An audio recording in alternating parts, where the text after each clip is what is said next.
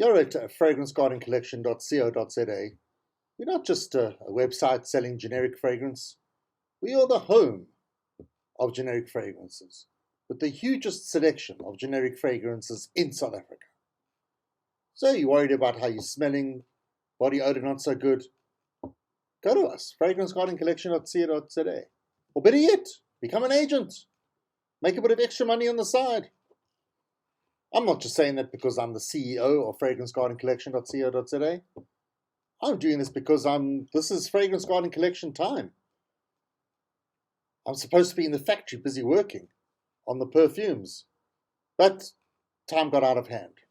So here I am. So the least I can do is tell you about fragrancegardencollection.co.za. Having breakfast this morning, I'm under time constraints. I'm on a schedule, on a tight schedule. And Bernice comes into the kitchen and she's also decides to have breakfast. Normally she's sleeping. And she's talking and she's asking questions and why I'm not responding, why I'm in such a bad, I'm under pressure. I don't have time for it. I got to get things going. So now I'm running late. So that's what happens. It's not my fault. Okay. Have you received this video, your friends, people you know, sending this video of this guy, Rob Hersov? And I think in the title it says Mandela would have voted DA if he was alive today. Did you see this video? And everyone's lauding over the video, I think. Most people are. This is the way I see it. So this Rob Hersov, he's from a mining background. His family they own Anglo Val, big mining thing, and he really tore into the ANC government, and ANC government are a bunch of morons. If you vote for the ANC, you're a moron. And he just pretty harsh and negative.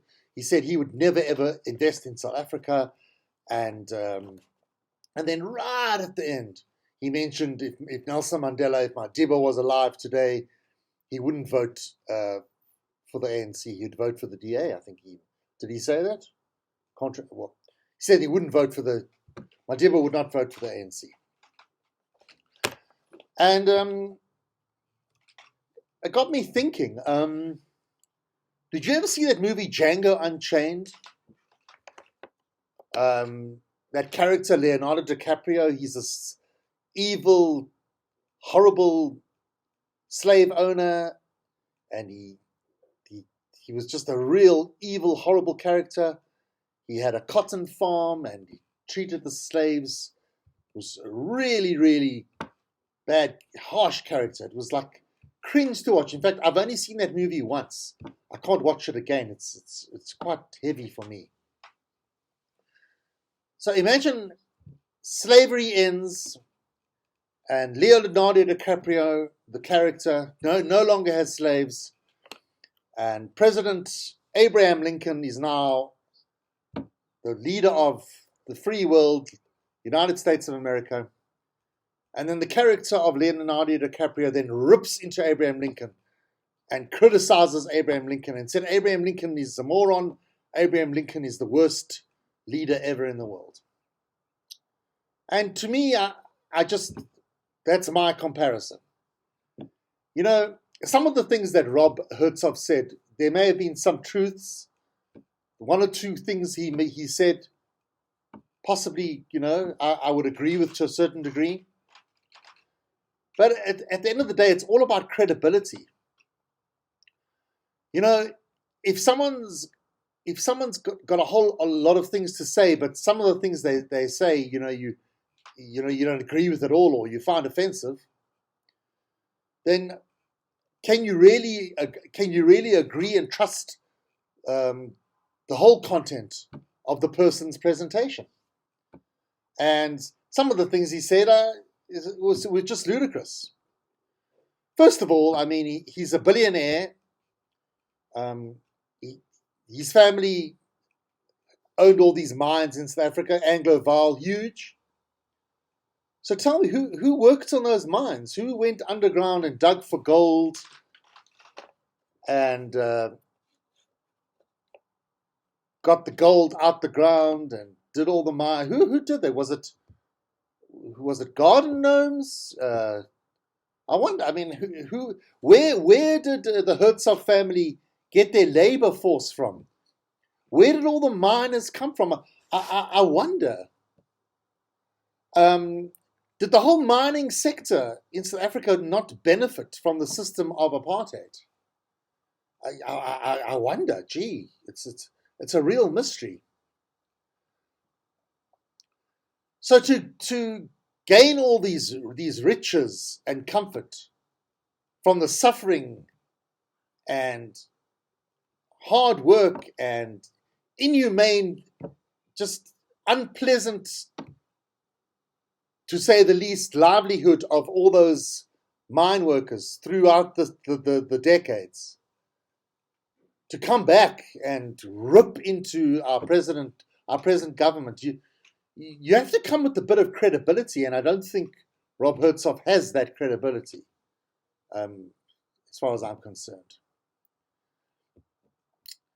And it happens around election time. I don't know how. I don't know whether it's the DA or people aligned to the DA or supporters of the DA. They bring up this narrative, this rhetoric, that if Nelson Mandela Madiba was alive, he would not vote for the ANC, he would vote for the DA. What an absurd notion. Absolutely absurd.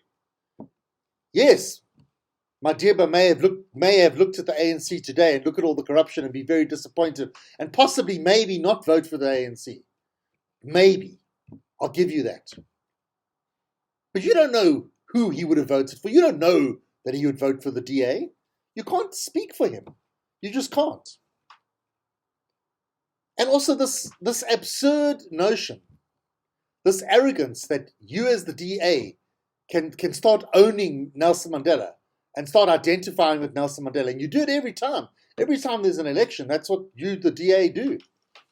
It's absolutely absurd. Nelson Mandela was not the DA. You can't try and own the DA. It's a joke. So it's all about credibility. So right at the beginning of the video, it says there, Biz News. And you saw a little glimpse of Alec Hogg. Biz News, I'm sorry, Biz News has lost all credibility quite a number of months ago. Have you forgotten? A whole factually incorrect disinformation article giving Panda this whole stage and platform to spew their complete nonsense. Then there was the article portraying Jeremy Nell, that cartoonist who's considered this right-wing lunatic, and they put him on this platform as if he's a normal, accepted person with an opinion. No. Business News, I mean, if I was Alec Hogg, I would go have plastic surgery, change my identity, get a new name, go under some kind of a witness protection program, and disappear.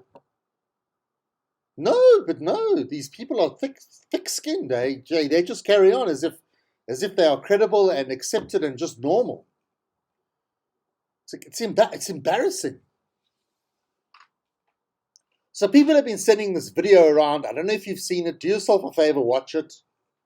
I wasn't going to watch it because on the title of the video had that Nelson Mandela comment, so I wasn't going to watch it. And then the second person sent it to me, so okay, I watched it. And it just doesn't work.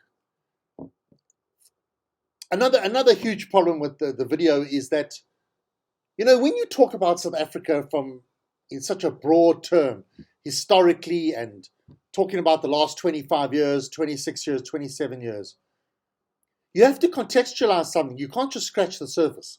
So to go on this platform, as Rob Hersov did, and just rubbished everything that's happened and just called the ANC a bunch of morons and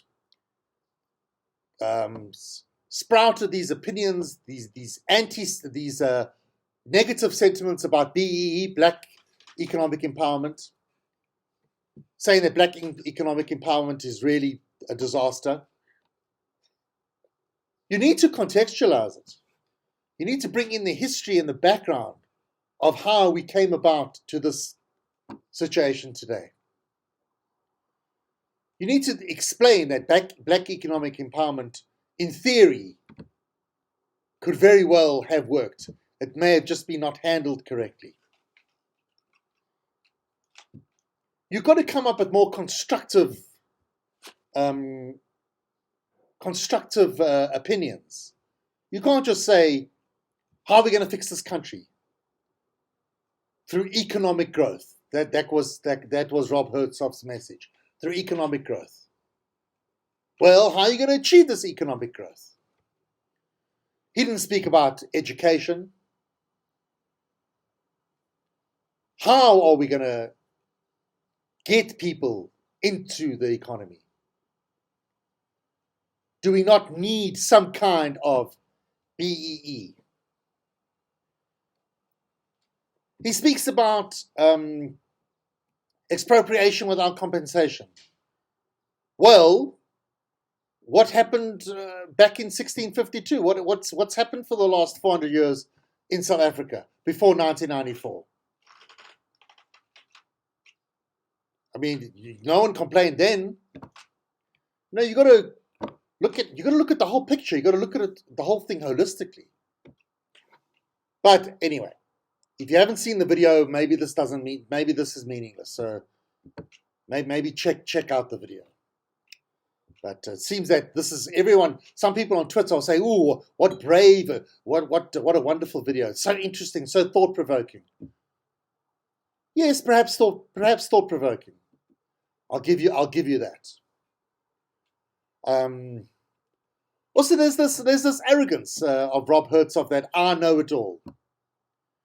I mean, the guy has lived an extremely privileged life. He's a billionaire. How did you become a billionaire, Rob Hersov? Did it just happen by mistake? Did anybody suffer? Was anybody disadvantaged to make you the success where you are today? You need to acknowledge those kind of things. You have to contextualize these kind of things. And then he carried on how he's putting money into some airport in Cape Town. Well, maybe you think it's profitable for you. Maybe you think it's going to make a lot of money for you. Is it philanthropic? Is it philanthropic? I don't think it's philanthropic. Maybe I'm wrong. What philanthropic things have you done, Rob Hersov? What have you done to put things back into South Africa? Starting a business and investing in a big airport in Cape Town is yes, it's one thing, but it's not hugely laudable. He made it seem like he's doing us a favor by investing in this airport, even though he wouldn't recommend anyone invest in South Africa, but he's invested in South Africa. Wow, what a huge sacrifice. Come on. All I'm saying is that you got to be constructive and look at the situation holistically. It's not so simple that the ANC are a bunch of morons. They're a big disappointment. I'll give you that. And yeah, corruption's a huge problem, and yes, we need an alternative to the ANC, in my opinion. I think so. And then right at the end of his speech, he makes as if AfriForum is this great organization. What interests are AfriForum looking after? Really?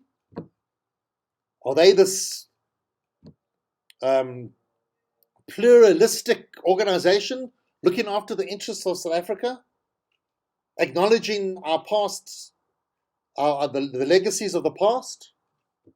No, man, they just moan and complain. Okay, well, perhaps enough about that. Okay? I see the DA. The DA has filed a complaint. That's a Democratic Alliance. They've filed a complaint to the South African Human Rights Commission against Higher Education, Science and Innovation Minister Blade Nzimande, because he defined Afrikaans as a foreign language in South Africa. And Blade Nzimande has dismissed the DA's claim that he hates Afrikaans.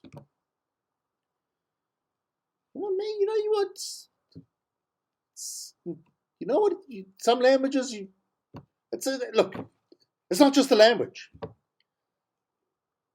It's a whole political scenario. And again, I don't know who is advising the Democratic Alliance.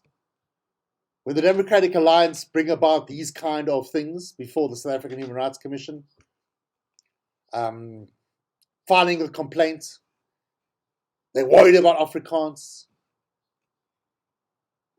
Does the DA want to come across as a party representing all South Africans? They say they're a party that represents all South Africans, but they're making a big issue about this Afrikaans issue. Again, does that signify that this image that they're a white political party? It's all about perception.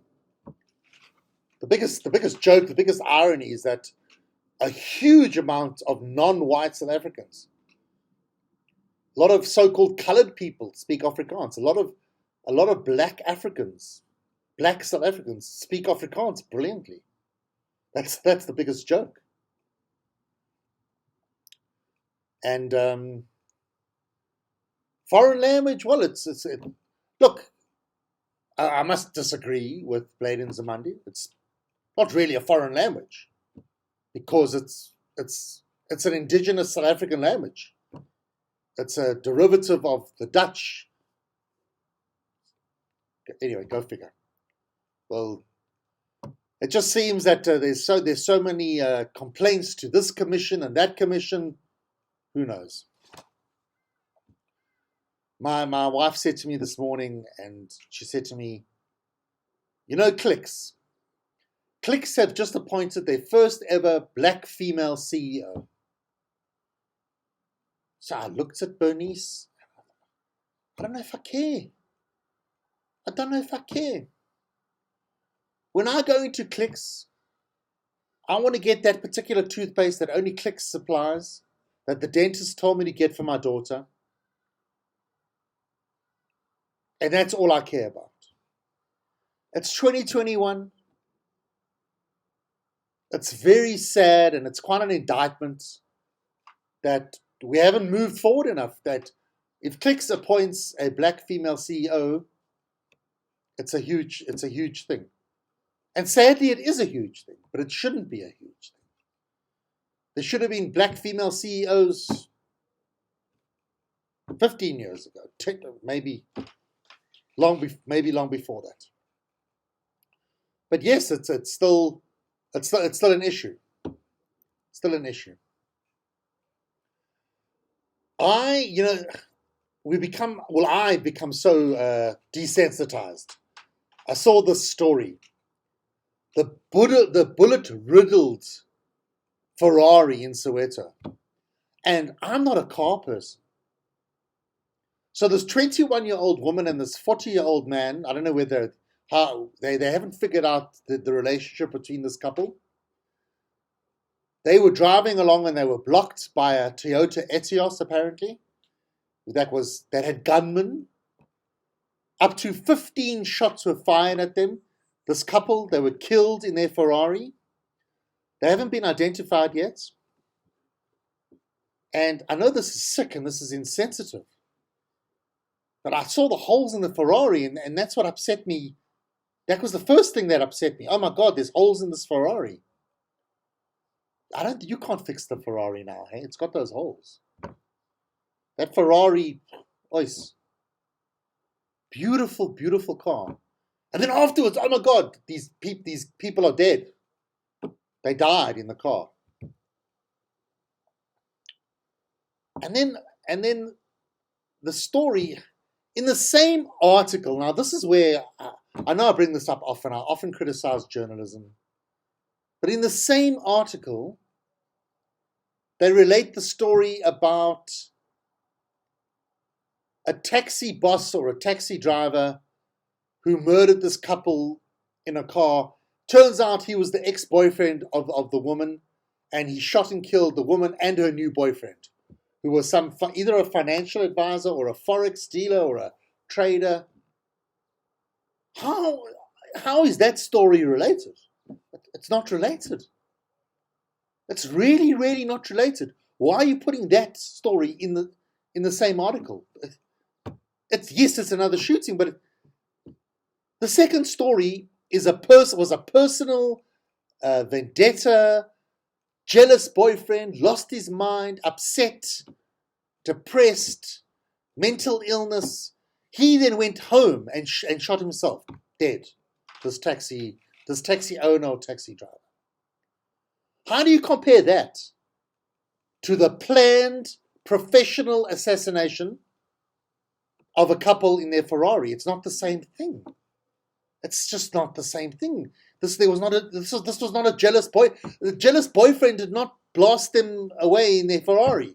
This was some kind of a professional hit, whether it be industrial, corporate hit, business jealousy, business rivalry. Could it be political? It's not the same thing. Why? I don't understand that.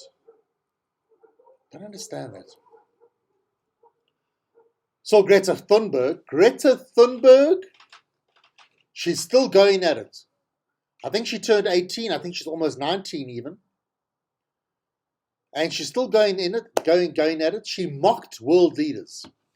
She mocked US President Joe Biden and the UK's Prime Minister Boris Johnson. She said that the last 30 years of climate action had amounted to blah, blah, blah, blah, blah. She actually said that. Blah, blah, blah, blah, blah. I would have said yada, yada, yada, yada, yada, but that's just me. And then another activist from Uganda, Vanessa Nakate, she said that the developing world was still waiting on the rich world to make good on its climate finance promises. I know I've spoken about this before, but I'm watching Greta Thunberg. I want to see where she goes with her career. Is she going to go to university? Is she going to meet someone? Is she going to get married? Is she going to have children? Is she going to sacrifice her whole life to this climate thing? Is she going to meet somebody? Is she going to fall in love? Where's she going to live?